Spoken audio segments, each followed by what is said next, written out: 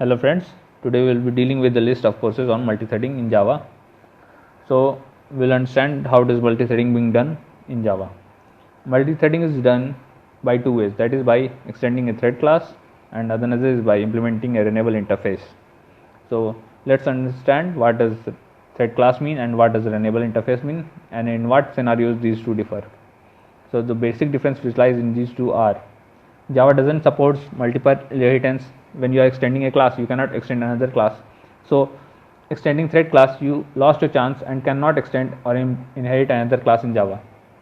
This is the first difference. Second difference is in object oriented programming, extending a class generally means you are adding new functionalities to the program. So if you are not making any modification on thread, then use renewable interface. And third difference is renewable interface represents a task which can be executed by either plain thread or executors or any other means. So logical separation of task as runnable than thread is good decision. Also, separating task as runnable means we can reuse the task and also has liberty to execute it from different means. Since you cannot start thread once it completes, again runnable versus thread, runnable is the winner. Also, the last point is inheriting all thread methods are additional overhead just for representing a task which can be done easily with runnable. So, in overall scenarios, runnable comes out to be a better option. And let's go further and do the coding and see how we can execute these methods in our code.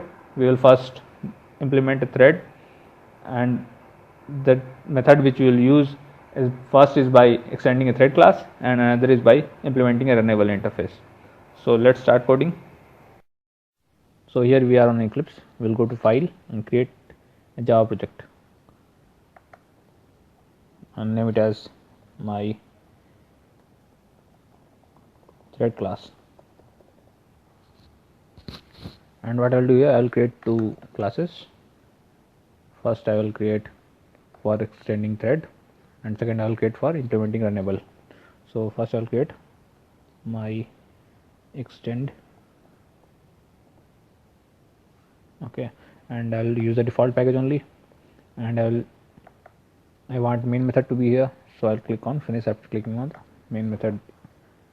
And in this I will create a class which will extend thread. So I will name it as my ext extends thread, and here I will provide the method that is run method, public void run,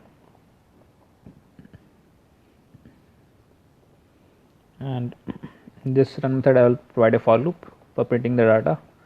So I will start from int I is equal to 0, I less than 10, I plus plus,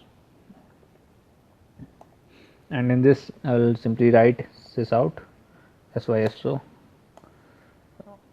which will provide from extension of thread class, and I will print I so that we can see each time I increment being incremented. And in this for loop I will also provide a thread dot sleep method so that it will print after some times thread dot sleep, that is the long milliseconds. I will provide milliseconds as 1000, 1 second, after 1 second it will print the data, and I will provide it in the try catch block. Okay, so this is the method which will be being executed when we call this thread, that is my ext thread, and I will provide this my ext in this main method.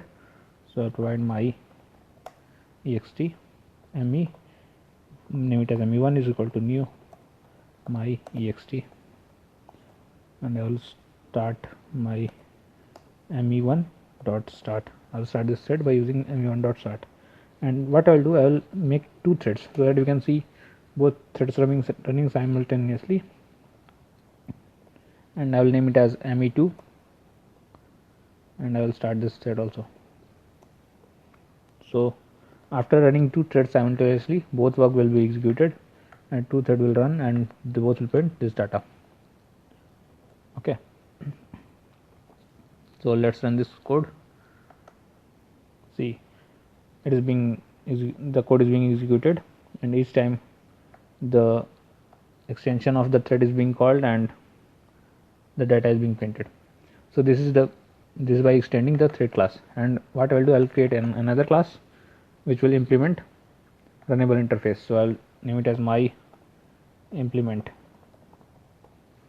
and this will also be in default package only, and I want the main method to be here, and I'll click on finish. And in this, what I'll do, I'll simply provide this data only in the run method. So I'm copying this data and I'll make a class, name it as my run, which will implement runnable interface from Java Lang, and I will provide an implemented method, that is the run method, which is the only method which is available in the runnable interface. As you can see, let me show you the interface. Open implementation, and just a second, open implementation. See, this is the interface and it has only one method, that is the run method. Okay, so I'll provide the data in this run method which we have overridden. So this will also print the data, and I'm changing extension to implementation of thread of runnable interface.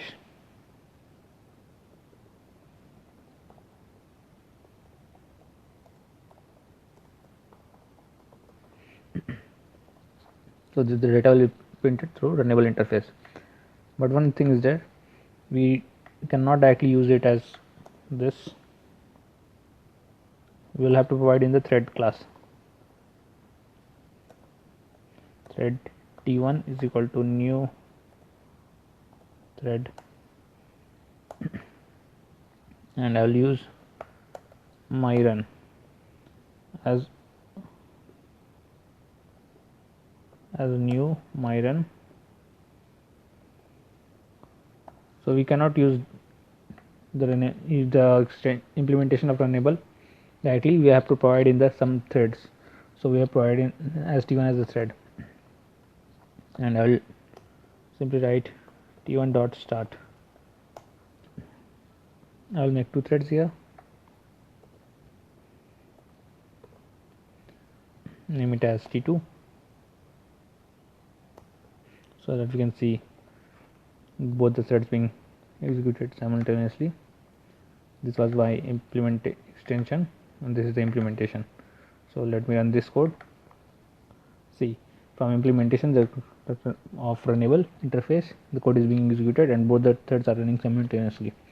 So we have created two threads, one by using extension. In extension, we have directly extended the thread class, and in implementation, what we have done is that we have implemented runnable interface and we have overridden in the default method of the run, and we have provided in the thread class.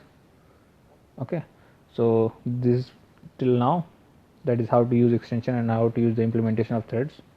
And next class, and that is in the next tutorial, we will be looking after the synchronization of thread. So that's all for today. Thank you.